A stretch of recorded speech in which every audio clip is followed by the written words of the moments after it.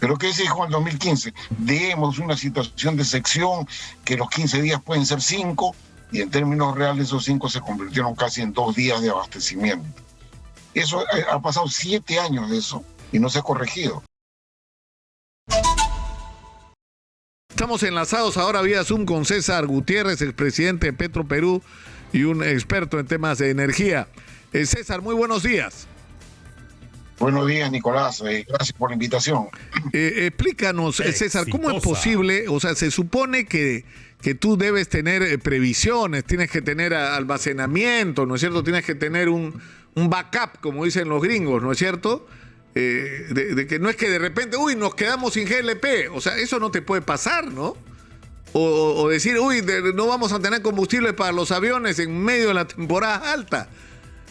¿Cómo es posible que ocurra una cosa así, César? Mire, esto es un problema ya que se arrastra desde el año 2015. Existen normas que indican que se debe tener almacenamiento para 15 días de suministro por cada operador que existe en el mercado, importador o productor. Entonces, se le obtiene el valor medio de su venta diaria y se calcula que debería tener un almacenamiento para 15 días. Pero ¿qué se dijo en el 2015? Demos una situación de sección, que los 15 días pueden ser 5, y en términos reales esos 5 se convirtieron casi en 2 días de abastecimiento. Eso ha pasado 7 años de eso y no se ha corregido. Los actores, no solamente Petroperú, sino también los privados, sencillamente no han incrementado su capacidad de almacenamiento, lo cual significa una inversión, y estamos padeciendo lo que estamos padeciendo. GLP probablemente ocurra también con el diésel, y ha ocurrido con el turbo, que ahí ha habido una descoordinación que hasta ahora, la verdad, no sé cuál es la cifra real sobre el abastecimiento de turbo a los aviones. En un momento en que el volumen de turbo, combustible para los aviones, se está consumiendo 32% menos de lo que se consumía en el año 2019, lo cual significa que el turismo no se ha recuperado, y en esa condición de volúmenes mucho más bajos que el 2019, tenemos problema de abastecimiento, y eso se llama falta de capacidad de almacenamiento. En ese contexto, Nicolás, se ha creado por ley en el Congreso una agencia estatal de control de inventarios, que conceptualmente no parece mal, pero estamos creando una empresa estatal que va a tener a cargo la inversión y la gestión del almacenamiento. Entonces ya está para la firma del presidente de la República, y no dudo que dada su vocación esta vaya a firmar la ley. Pero ¿qué sentido tiene, no? O sea, es decir, lo único que tienes que hacer es restablecer, digamos, lo que existía hasta el año 2015, y hacer que las autoridades que ya existen, ¿no es cierto?, garanticen que esto funcione, punto, ¿no? Claro, y que se sancione, ¿no? Y que se sancione. Claro. O en todo caso, si vas a pretender crear almacenamiento a cargo de terceros, pues el almacenamiento es una limitación para la competencia, sobre todo aquellos que son suministradores sin almacenamiento, se puede desde el Estado promocionar que sea el inversor privado que lo haga, garantizándole que va a haber un conjunto de consumidores que van a tomar sus servicios. Pero acá se ha creado una agencia de control de inventario, se llama, es estatal. Los recursos van a salir de nosotros, porque el Fondo de Inclusión Social Energética, que es un fondo que se viene cargando desde el año 2012, se creó para el balón de los 12 soles, ahora se le está dando una personería jurídica, con lo cual va a haber otra entidad estatal que maneje el Fondo de Inclusión Social Energética como persona jurídica. Y con eso, el Fondo de Inclusión Social Energética, más allá del almacenamiento que estoy hablando, que es una persona jurídica estatal también, va supuestamente a hacer la masificación del gas que el presidente de la República ha anunciado que empiece en Ayacucho. ¿Y quién se va a encargar de la distribución del gas? Las empresas estatales de distribución de electricidad.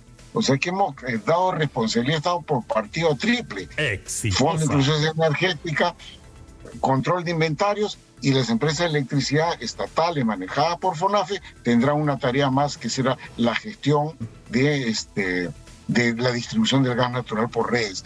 Eso, mira, el Congreso, la derecha, llamemos así, Renovación Popular, Avanza País, y Fujimorismo ha votado a favor, porque como el membrete es masificación del gas, tienen vergüenza de poder oponerse.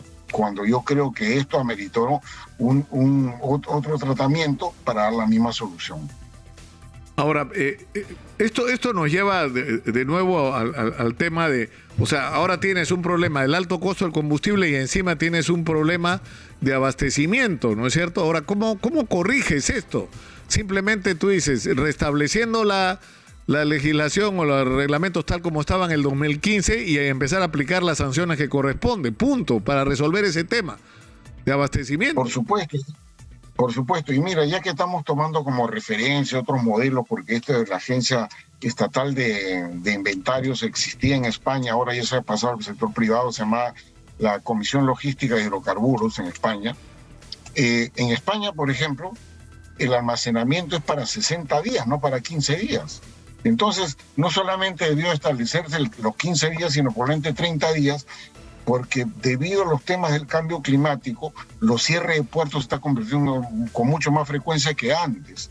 Entonces, dado que hay una señal y una estadística de los cierres de puertos que están siendo más frecuentes que lo anterior, aumentábamos el plazo, fue 30 días.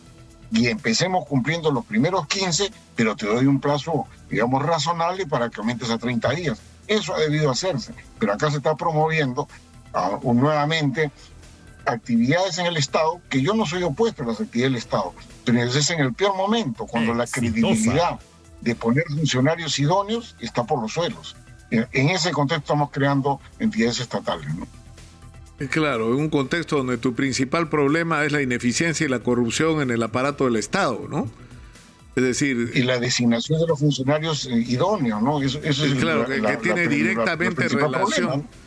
Que tiene directa relación con estas características que te he dicho. Ahora, para aprovechar que estamos conectados contigo, César, el fenómeno esto del alza del precio de los combustibles es internacional. Yo he visto que en Estados Unidos Joe Biden se ha dirigido a los principales proveedores de combustibles a que bajen sus utilidades. Incluso entiendo que se ha reunido con ellos, ¿no? Pidiéndoles como parte de las medidas, aparte de medidas tributarias, ¿no es cierto? Pero si tú pudieras resumir un paquete de medidas para enfrentar el alza del precio de los combustibles, porque hay gente que dice hay que eliminar todos los impuestos y dejar solo el IGB, porque a los combustibles, ¿cuántos impuestos, por ejemplo, tiene el combustible? En el caso de la gasolina es impuesto al rodaje, que es 8%, impuesto selectivo al consumo, que es un sol 29 por galón, más IGB, ¿no? Eso, y en el caso del diésel, el impuesto selectivo al consumo, que es un sol 49 por galón, más IGB. Ya, pero, a ver, ¿qué es lo que está ocurriendo, no? Yo creo que si hubiera una medida y que la pueden hacer en forma inmediata, es garantizar desde el Ministerio de Economía y Finanzas una fecha predecible de la devolución de los fondos de estabilización. Te explico. Hoy día, los vendedores de diésel, que es el combustible que más se vende, es 2.6 veces que los volúmenes de la gasolina en el Perú. El Estado le hace una anotación en cuenta de 3 soles 80. Dice, tú deberías costar 3 soles 80 más caro, yo te lo anoto, te lo debo, no lo subas. Y eso va al fondo de estabilización. Se pasan los días, sigo anotando 3.80 y la pregunta es ¿cuándo me los devuelves? No hay fecha cierta, no hay regla. Entonces, ¿qué optan los vendedores? Que no solamente lo hace Petroperú. Petroperú solamente el 40% del mercado, lo hacen los privados, que es el 60% restante. Incrementan el precio de la gasolina, hoy día está incrementado los gasoles en cerca de 22% para compensar esta cuenta del fondo, que no tiene fecha cierta de devolución. De esa manera estamos manejando. Si pusiéramos una fecha predecible del fondo, tranquilamente ese sobreprecio de 22% de los gasoles podría bajar. Eso significa casi 4 soles en forma inmediata. Y no habría ningún argumento para los operadores del mercado diga, estoy haciendo eso porque como no sé cuándo me devuelven mi dinero y me afecta mi capital de trabajo, me veo obligado a estas circunstancias. Entonces el MEF tiene la salida. Diga usted cuándo, le devuelvo quincenalmente, mensualmente, no sé. Pongamos una fecha. Y de esa manera le digo, oiga, usted no tiene ningún derecho de estar sobrecargando las gasolinas a nombre de este dinero que no le devuelvo. Esa es la medida inmediata que puede hacer el gobierno. Ahora, lo del impuesto selectivo al consumo, porque teóricamente esto es un impuesto creado para los artículos de lujo, ¿no? Originalmente, quiero decir, ¿no? Sí, claro, y se aplican los combustibles bajo el pretexto de la contaminación, ¿no? Castigo el combustible contaminante, le pongo un sol 49 al diésel, que ya es un tema a discutir, ¿eh? Europa, si acá en el Perú el diésel se vende 2.6, dos veces que la gasolina en volumen, en Europa se vende 3.2 veces. Y Europa, que es muy proambientalista, la pregunta es ¿por qué lo hace? Porque el diésel es mucho más eficiente en la combustión que las gasolinas. Entonces, para el mismo recorrido, utilizan 25% menos de volumen de diésel que gasolinas, y por lo tanto menor es la contaminación. Acá hemos comprado otro discurso. Ahora, lo que tiene que hacerse sencillamente, sinceremos eso, es el impuesto selectivo al consumo ya se eliminó y ya se restituyó. ¿Y por qué se restituyó? Porque cuando se eliminó no se sintió en el absoluto la bajada. Se eliminó en un momento que los precios estaban subiendo y entonces la subida de precios se llevó por delante el descuento del impuesto selectivo al consumo. Ya aprendieron y a partir del 1 de julio, sin que nos demos cuenta, nos restituyeron el impuesto selectivo al consumo al diésel y los gasóleos.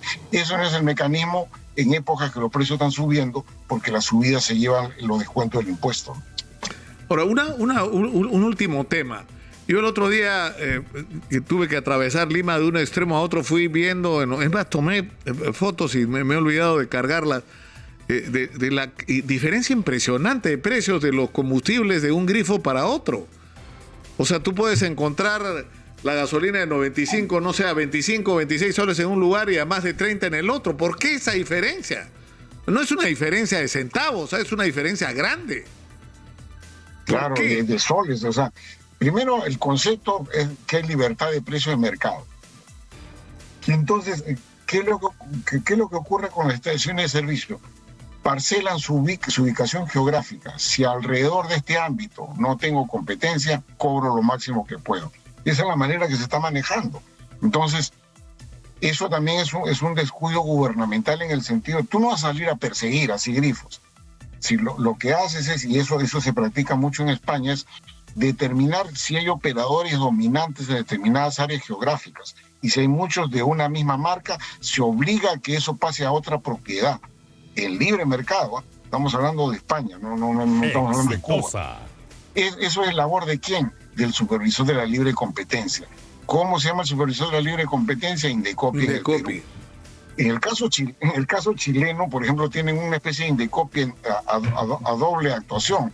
Una fiscalía que hace monitoreo del mercado, qué pasa, como las cosas que tú estás describiendo, y las denuncia a la Comisión de Competencia, que es la que dice, oiga, usted tiene una concentración de mercado, se ha parcelado su área geográfica, usted está obligado a vender su estación o promuevo que aparezca una estación de competencia en la zona.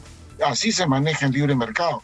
El libre mercado acá lo han dejado pues al libre albedrío y cada uno hace lo que quiere. Entonces, Indecopi tiene mucho que ver en esto. No solamente se trata de sancionar, sino se trata de crear medidas que generen competencia. Lamentablemente no hay eso. Y no solamente estamos hablando de Indecopi este gobierno, desde su creación, Nicolás, se ha abandonado. ¿Cuántas sanciones han habido por concertación? Por ejemplo, el precio del GNB. Hubo una denuncia en el año 2012.